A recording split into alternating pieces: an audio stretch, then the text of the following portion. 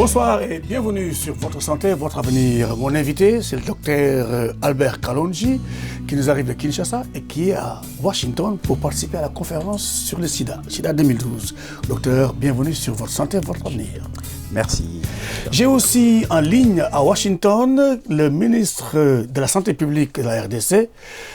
Le ministre Kabangé Numbi est en ligne. Bonsoir, monsieur le ministre. Bonsoir, monsieur le journaliste. Alors, nous sommes très heureux de vous avoir et de savoir que vous êtes ici pour cette conférence qui est extrêmement importante, qui a une importance capitale d'ailleurs pour l'humanité.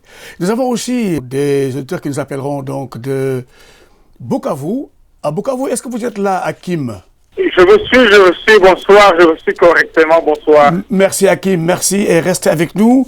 Et nous aurons aussi à Kinshasa un autre auditeur. Est-ce qu'il est en place, notre ami de Kinshasa? Oui, bien sûr, c'est moi, Alain Botoko, je suis ici à Kinshasa, je vous écoute bien et nous sommes prêts à participer à l'émission. Très très bien. Docteur Kalonji, vous êtes à Washington pour les besoins de la conférence. Quelle est votre première impression après 2 jours de travaux? Après 2 jours de travaux, je pense que la première impression, c'est que après avoir écouté et assisté à plusieurs sessions, beaucoup de choses ont été faites. Il y a eu des progrès énormes depuis qu'on a commencé cette lutte contre le VIH. Ça fera bientôt plus de 30 ans.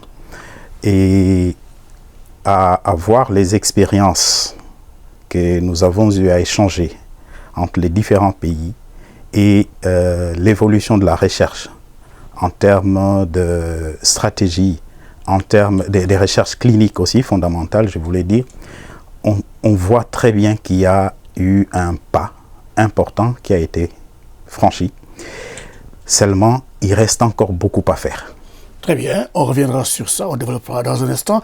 Nous avons aussi à Kindu, dans le Maniema, notre ami, le Congo Katako, qui est à la tête de l'ONG AUPAD. Bonsoir Katako, vous êtes en ligne? Oui, je suis en ligne. Voilà, nous reprendrons Kindu dans un instant, très certainement. Je voudrais juste passer la parole au ministre Kabangé Numbi. Monsieur le ministre, merci d'être avec nous. Alors, comment se passe cette conférence pour le ministre que vous êtes de la RDC, qui est un pays, comme on le sait, qui est frappé par la maladie et, bien entendu, nous reconnaissons tous les efforts du gouvernement dans ce pays. Quelle est votre première impression?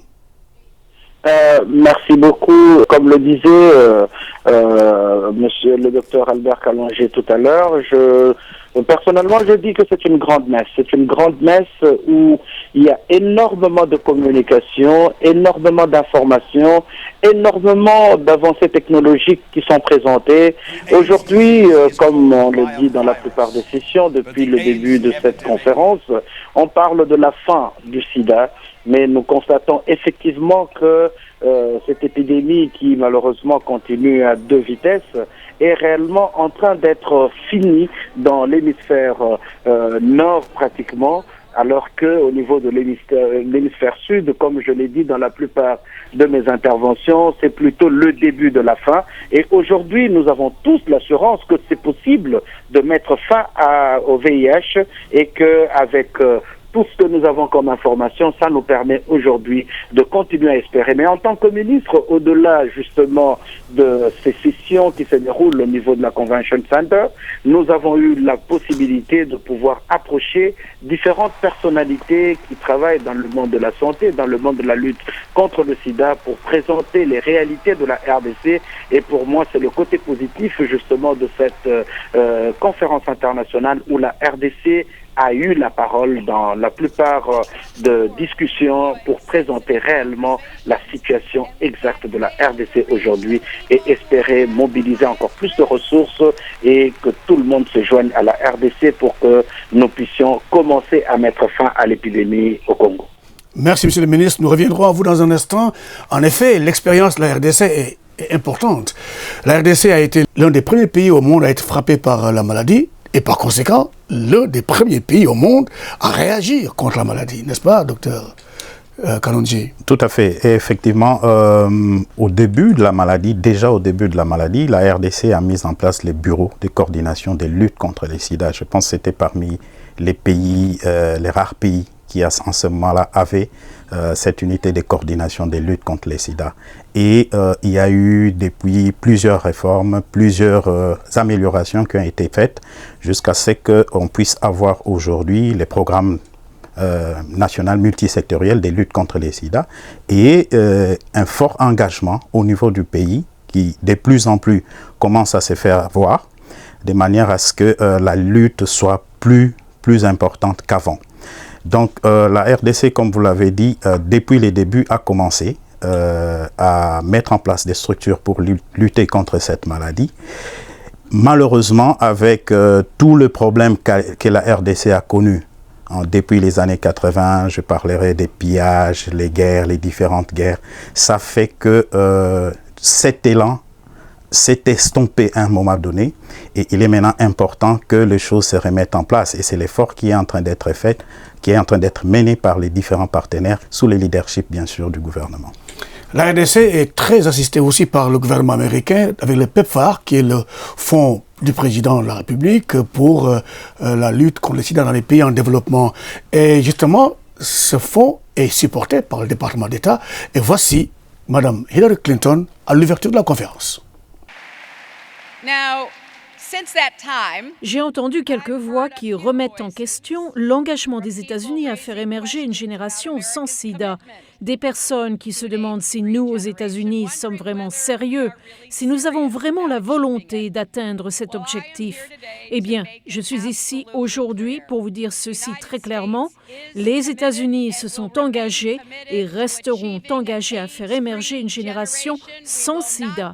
Nous n'allons pas reculer, nous ne céderons pas, nous allons nous battre pour les ressources nécessaires afin d'atteindre cet objectif historique.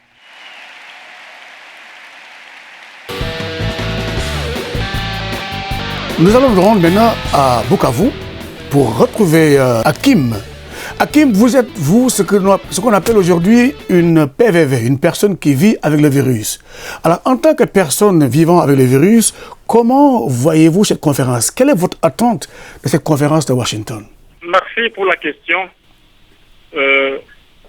En tant que personne vivant avec le VIH, notre attente la plus ardente, c'est que on nous annonce que de cette conférence, il y a un médicament, parce que c'est notre souhait le plus idéal, qu'on nous annonce qu'il y a un médicament qui est en train d'être trouvé et que peut-être dans 1 ou 2 ou 3 mois, que ce médicament sera sur le marché et qu'il sera accessible à toutes les PVV. Voilà, vraiment, c'est la solution, c'est le souhait le plus ardent que nous pouvons attendre d'une grande messe comme celle-là, une grande conférence dans le cadre de la lutte contre le VIH-Sida. Merci Hakim. Et justement, si on se réfère aux informations qui sont distribuées régulièrement sur le site de la conférence, on voit ce qu'on appelle la déclaration de Washington, qui est magnifique à mon avis, parce que cette déclaration déjà dit que nous sommes en train de nous rapprocher de la fin de l'épidémie, qu'il y a une espèce de mobilisation mondiale, n'est-ce pas? Mobilisation des diplomates, des médecins, des chercheurs, des philanthropes, pour justement passer en revue tous les problèmes qui empêchent la fin de la pandémie. Est-ce que c'est votre sentiment, docteur Kalonji? Oui, tout à fait. Mais je vais relativiser. C'est-à-dire qu'on a atteint un niveau qu'on n'avait jamais atteint jusque-là. Voilà ce qui se dit d'ailleurs. Il y a eu beaucoup d'avancées. Il y a eu beaucoup d'avancées et on est vraiment sur la voie de la fin, mettre fin à l'épidémie. Malheureusement, il y a beaucoup de disparités dans ces processus. Et les ministres venaient de dire tout à l'heure entre les disparités entre l'hémisphère nord et l'hémisphère sud. Et quand on voit les chiffres que nous avons, comment les choses se font sur terrain dans nos pays, en RDC par exemple, on s'est dit, c'est vrai, il y a plus de moyens maintenant quand on voit par exemple tout ce qu'il y a comme dispositif, comme moyen pour la prévention, la panoplie des interventions qui sont prévues maintenant et tout ce qu'il y a comme avancée en termes de prise en charge des malades, on s'est dit oui, on est prêt à ça. Mais il faudra que ces moyens, tous ces moyens, toute cette technologie, tous ces médicaments soient disponibles pour un plus grand nombre de malades, pour qu'on puisse espérer qu'on va vers la fin. Et là, par rapport à notre pays, on est encore loin. Quand on prend, je vais rapidement donner les chiffres pour dire, par exemple, que nous avons aujourd'hui plus de 400 000 malades qui sont éligibles pour les traitements. Ou je voulais dire pas malades, mais personnes vivant avec les VIH, qui sont éligibles pour les traitements. Mais à l'heure actuelle, nous avons autour de 54 000 malades qui sont effectivement sous traitement. Donc vous voyez, le gap est important. Le gap est important et ces gaps doivent être couverts. Quand on prend les interventions que nous avons avec le Fonds mondial aujourd'hui, disons dans 3 ans, nous ne pourrons couvrir qu'autour de 100 000 malades. Donc le gap est encore important pour parler de la fin de l'épidémie. Et il y a toute une série de mesures de prévention dont la gamme s'est élargie, qu'il faudra mettre en place. Et ça demande vraiment qu'il y ait suffisamment de ressources, suffisamment d'engagement, suffisamment de responsabilités partagées de part et d'autre pour qu'on puisse arriver vraiment à dire qu'on s'approche de la fin. Avant de passer la parole au ministre, nous avons Alain Botokou. Est-ce qu'il est en ligne? Alain? Je suis en ligne, monsieur le journaliste. Voilà, Alain, vous avez entendu le ministre Numbi et aussi le docteur Kalonji. Quelle est votre impression, vous, en tant qu'auditeur de cette émission et qui suivez justement ces déclarations qui se font pendant cette conférence à Washington? Oui, il faut dire que les attentes sont immenses pour notre pays et notre peuple. Comme vous le savez tous, que les besoins ici au Congo sont énormes. Monsieur le ministre qui est là-bas avec vous à Washington et aussi le docteur qui est au plateau les savent bien.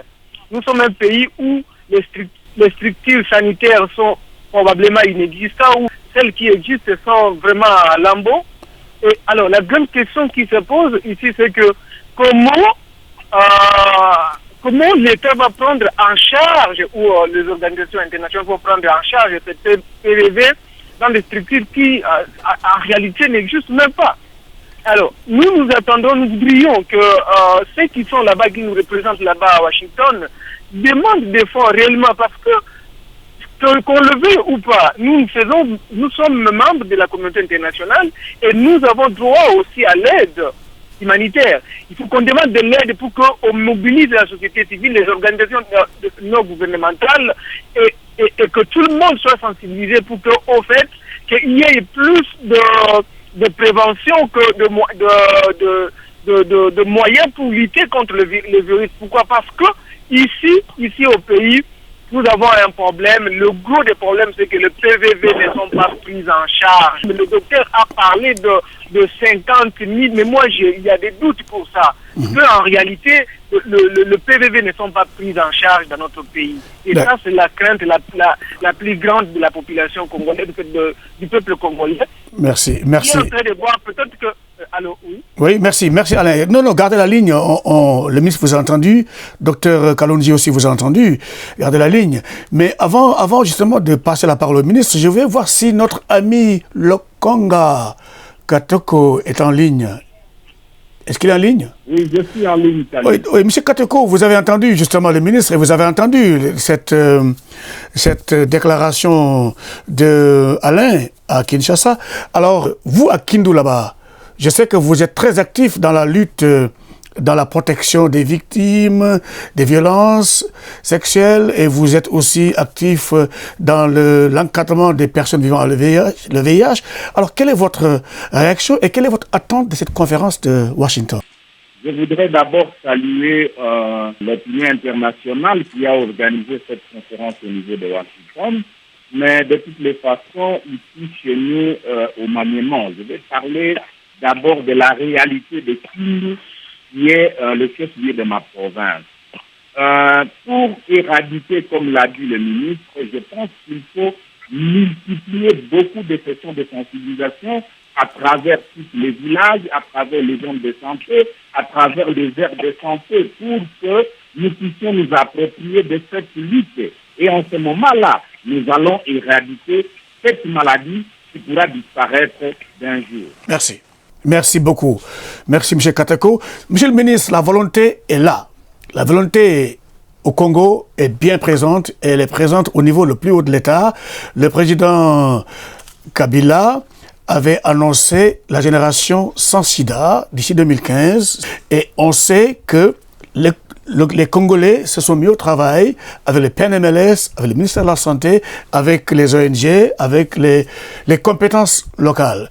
Nous savons aussi que de notre côté, il y a l'aide du gouvernement américain à la RDC par le PEPFAR, qui est ce fonds du président lancé par George Bush pendant son mandat, le fonds destiné à lutter contre le sida dans les pays en développement.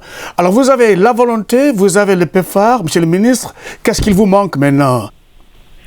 Merci beaucoup. J'ai suivi tous les compatriotes qui sont intervenus tout à l'heure. Je voudrais signaler qu'au niveau de la RDC, nous avons un plan stratégique, un plan national stratégique d'élimination pour la lutte contre le VIH sur 5 ans. Nous avons un plan d'élimination de la transmission mère-enfant, le plan ETB, et nous avons les ressources nécessaires au niveau, les ressources humaines, voulais-je dire, nécessaires au niveau du pays, mais ce qui est important aujourd'hui, ce sont les ressources financières. J'ai suivi notre ami Alain depuis Kinshasa qui est revenu sur l'état des structures au niveau de la RDC sans chercher à le contredire. Je suis d'accord et je pense que nous l'avons dit dans un certain nombre de nos interventions qu'aujourd'hui, lorsqu'on veut appuyer la RDC pour atteindre justement cet objectif de génération sans sida, il ne faudrait pas prendre le VIH comme étant une maladie isolée. Mais il y a un certain nombre d'autres maladies, d'ailleurs le fond global. Aujourd'hui, nous avons la tuberculose, nous avons le paludisme, nous avons le VIH qui sont intégrés, mais nous avons également parlé du renforcement du système de santé. Et quand on parle du renforcement du système de santé, les structures ainsi que l'équipement des structures, c'est dedans. Aujourd'hui, donc, ce qui nous manque, c'est un peu plus de ressources. Mais nous avons dit d'abord qu'il fallait que la RDC elle-même puisse montrer la volonté. Il y a la volonté de la population, mais il y a également la volonté du gouvernement. Le chef de l'État, le président Joseph Kabila, s'est engagé pour une génération sans sida et dans le cadre d'un leadership tout à fait spécial, d'une gestion axée sur le résultat, le Premier ministre Matata Ponyo a essayé de mettre en place des structures qui nous permettent justement de répondre à ce problème du financement du système de santé. C'est ainsi qu'il y a régulièrement maintenant une tripartite ministère de la Santé, ministère des Finances et ministère du Budget, où nous avons décidé, par exemple, pour la toute première fois, nous allons payer le cofinancement pour le PEPFAR et cela permettrait peut-être que l'année prochaine, on puisse encore accroître les fonds par rapport au PEPFAR. Nous allons donner notre cofinancement par rapport au Fonds mondial dans le volet VIH et dans les autres volets. Cela va nous permettre, comme l'a demandé un des intervenants tout à l'heure, que le gouvernement s'implique encore davantage dans la prise en charge, justement, des personnes vivant avec le VIH. Mais la RDC est un pays post-conflit. Nous venons de manifester aujourd'hui la volonté, à travers le budget qui vient d'être promulgué par le président de la République, où la santé est un peu au-delà de 7%. Donc c'est une volonté manifeste du gouvernement d'investir dans la santé, mais nous avons besoin de plus de ressources. Aujourd'hui, dans le secteur de l'ETME, donc l'élimination de la transmission mère-enfant, il nous faut au moins 260 millions pour 215 zones de santé, mais aujourd'hui, nous n'avons pas encore tous ces fonds, mais l'essentiel est en train d'être fait au niveau du gouvernement et au niveau de toute la population parce que nous sommes unis dans la lutte contre le VIH-Sida, mais nous en appelons encore une fois, voilà pourquoi j'insiste sur le lobbying que je suis venu faire ici au niveau des États-Unis, à travers toutes les institutions pour qu'on puisse encore renforcer sur le plan financier, sur le plan de l'appui technique, l'appui qui est donné à mon pays, la République démocratique du Congo. Merci, monsieur le ministre. Merci beaucoup pour cette précision. Nous savons, à la conférence, il y avait des personnalités de presque toutes les couches de la société. Et les images, d'ailleurs, révèlent la variété des participants. Et il y avait aussi la grande personnalité mondiale, Whoopi Goldberg. Il y avait aussi Elton John, le chanteur de rock. Et il a fait un discours magnifique, Elton John, à la conférence.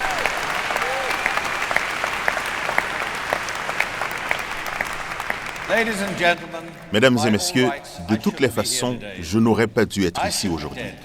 Je devrais être mort, 6 pieds sous terre dans une boîte en bois. J'aurais dû contracter le VIH dans les années 80 et mourir dans les années 90.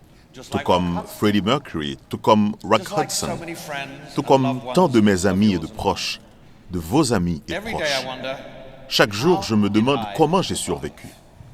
Je ne connais pas la réponse et je ne la connaîtrai jamais. Mais je sais pourquoi je suis ici. Je suis ici pour vous offrir à vous et à tous ceux qui voudraient m'écouter le message qui m'a sauvé la vie, le message qui pourrait sauver des millions de vies si nous le mettons en pratique. Peu importe qui vous êtes ou qui vous aimez, peu importe où vous vivez ou comment vous vivez, peu importe ce que vous avez fait ou n'avez pas fait, tout le monde mérite la compassion. Tout le monde mérite la dignité. Tout le monde mérite l'amour. Pourquoi suis-je en train de vous dire cela? Parce que la maladie du sida est causée par un virus, mais l'épidémie de sida n'existe pas. L'épidémie de sida est alimentée par la stigmatisation, par la haine, par la désinformation, par l'ignorance, par l'indifférence. Je vais passer la parole maintenant à notre invité de Bukavu. Il s'agit de notre ami Hakim. Hakim, vous avez entendu le ministre? Tout à fait. Les déclarations de son Excellence, Monsieur le ministre, sont pour nous réconfortantes. Mais je dois appuyer l'un des intervenants qui a dit que quand on regarde la prise en charge qui est assurée aux personnes vivant avec le VIH, on doute, ici chez nous, on se dit qu'on est encore très loin de la fin de cette maladie. Vraiment, on a comme même l'impression que la prise en charge, la lutte contre le VIH a pris un peu de recul par rapport aux 5 dernières années, et quand on a eu de grandes organisations internationales comme MSF International, MSF Hollande, qui faisaient une prise en charge globale au PVV, on a comme l'impression aujourd'hui qu'il y a un petit recul. Je dois ajouter un élément, un rapport relatif à la mobilisation des ressources financières. C'est vrai, nous les suivons dans différents rapports, il y a des ressources qui ont été mobilisées. Mais j'aurais souhaité aussi que le gouvernement fasse un effort pour que le peu de ressources mobilisées soit effectivement affecté à la prise en charge de PVV, mais que aussi les PVV soient aussi impliqués. On a comme l'impression que ce sont les grosses structures, les grandes organisations qui gèrent tous ces fonds, et que des organisations de PVV n'arrivent pas à être impliquées dans la gestion de ces fonds. Hakim, merci. Merci. Docteur, que pensez-vous de ce qu'a dit Hakim tout de suite, l'implication des PVV dans la gestion des fonds de la lutte? Je pense qu'il a parfaitement raison. En fait, nous ne pouvons pas aujourd'hui prétendre travailler pour les PVV sans eux. Nous ne pouvons pas non plus prétendre aujourd'hui travailler pour les professionnels des sexes sans les associer. Donc, il est, comme on l'a dit, vous ne pouvez pas penser à mon développement sans moi. Donc, nous pensons que c'est important. Il est temps qu'on puisse repenser en fait la façon de faire les choses et de voir dans quelle mesure associer les PVV dans tout ce que nous faisons. Mais il est important aussi de savoir qu'il y a toutes les conditionnalités qui accompagnent en fait tous les financements que nous recevons. Fonds mondial, PEPFAR. On ne prend pas qui on veut.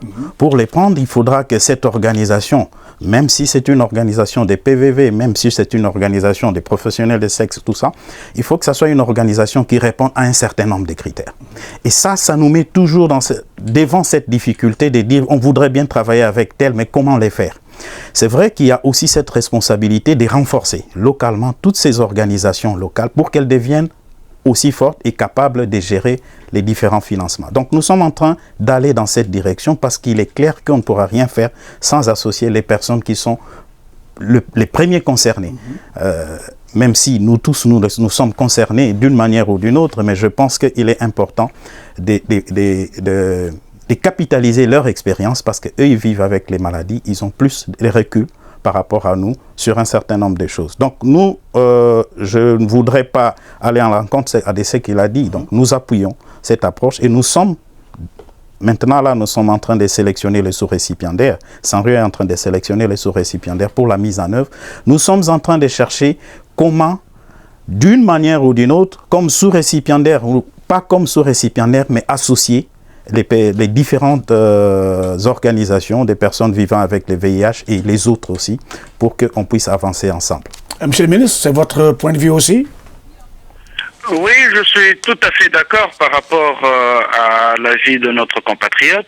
Je voudrais juste ajouter en fait que depuis un certain temps, c'est vrai, il y a beaucoup de fonds qui sont envoyés au niveau des pays africains, particulièrement de la RDC. Malheureusement, ces fonds sont gérés au niveau des ONG, au niveau de certaines associations qui sont identifiées. Lors de la conférence que nous avons tenue le dimanche en marge de cette grande conférence internationale au niveau de la Banque mondiale sur la gouvernance et la coordination de la riposte au VIH-Sida, nous sommes revenus sur le terme qui en fait est en train d'être répété maintenant, accountability, ou la redevabilité, rendre compte. On se rend compte que quand l'argent est donné, malheureusement, on prend beaucoup plus de temps à chercher à rendre compte à celui qui a donné de l'argent, ou plutôt au lieu de rendre compte justement aux malades à qui est destinée justement cette aide. Donc je suis tout à fait d'accord qu'aujourd'hui, dans le cadre de la redevabilité, dans le cadre de rendre compte, quand cet argent arrive, il faut qu'il y ait plus de transparence. C'est pourquoi au niveau de la coordination, au niveau de la RDC, nous demandons à tous ceux qui reçoivent des fonds maintenant, des bailleurs par rapport à la lutte, de pouvoir justement de nous donner les éléments et pour que nous sachions qui fait quoi, il a reçu combien pour faire quel type d'activité. Et ça permet justement d'intégrer tout le monde dans les différentes activités qui sont réalisées au niveau de la RDC. Merci, monsieur le ministre. Et merci pour votre temps. Merci d'avoir bien voulu partager votre temps avec nous dans cette émission Votre santé, votre avenir. Et au revoir. C'est moi qui vous remercie. Au revoir. Docteur Kalonji, avant de terminer cette émission, je vais appeler Fatouma Kalala, notre productrice, qui fait une rubrique régulière, pour qu'elle vienne nous faire sa rubrique. Comme chaque semaine, Fatouma Kalala arrive sur ce plateau avec sa rubrique scientifique. Aujourd'hui, c'est la question du lien entre le lait maternel et la neutralisation du VIH. Oui, des anticorps neutralisants du VIH ont été découverts dans le lait maternel. Donc, c'est une équipe de médecins, une équipe américaine des Duke University Medical Center à Caroline du Nord, qui ont découvert des lymphocytes B neutralisants du VIH dans le lait maternel. Comme nous le savons, la femme donne le VIH à l'enfant et dans les pays développés, on suspend le lait, donc que la femme ne puisse pas allaiter son enfant si elle est porteuse du VIH. Mais dans les pays pauvres, pour éviter les infections avec les biberons, on ne sait pas vraiment comment bien les traiter, les nettoyer et tout. Là, on recommande aux femmes de faire un peu d'allaiter leurs enfants. Alors qu'il y a un problème. Alors qu'il y a un problème. Alors cette équipe est allée traiter, regarder bien le lait maternel, qu'est-ce qu'il y a à l'intérieur du lait maternel. Que malgré les précautions qui ne sont pas prises, oui. les enfants ne sont pas contaminés. Ne sont pas contaminés. Donc ils ont cherché là-dedans. Ils ont cherché dans le lait maternel. Alors ils ont trouvé qu'il y a une réponse immunitaire capable de protéger à 90% les bébés. Excellente nouvelle, ça. Donc ça aussi, nous avons une découverte et la semaine prochaine, je ne sais pas ce que nous allons vous amener. Encore comme chaque semaine, vous venez avec une belle surprise. Okay, merci Fatouma Kalala. Je vous en prie. Docteur Kalonji, votre dernier mot? Le dernier mot, c'est que je pense qu'il y a lieu d'espérer. Il y a lieu d'espérer. C'est vrai qu'il faut prendre toutes les mesures possibles pour que la lutte telle qu'on la mène soit menée différemment, avec de nouvelles approches, avec une rigueur dans la gestion, effectivement, des fonds, mais aussi capitaliser toutes les expériences qu'on a. Il y a beaucoup d'expériences qui marchent. Donc, il faudra qu'on se focalise sur les interventions qui marchent, les interventions qui donnent des résultats, et on les connaît. Donc, il est important maintenant qu'on repense la façon de faire les choses et de ne pas perdre de l'énergie, dépenser beaucoup d'énergie dans les interventions qui, on sait, n'ont pas beaucoup d'impact. Donc, il est important de prioriser. Les moyens sont insuffisants aujourd'hui. Il est important qu'on se mette ensemble, qu'on priorise et qu'on priorise également, qu'on tienne compte des populations qui ont le plus besoin. de ces interventions. Je pense qu'avec ça, l'espoir est permis. L'espoir est permis, c'est le dernier mot. Oui. C'est une très belle phrase d'ailleurs qui nous permet de terminer cette émission. Mesdames, Messieurs, chers amis auditeurs, nous sommes à la fin de cette émission. Votre santé, votre avenir, c'est terminé. J'avais comme invité le docteur Albert Kalonji de Sandru, une ONG très dynamique à Kinshasa qui lutte contre le paludisme et le VIH aussi.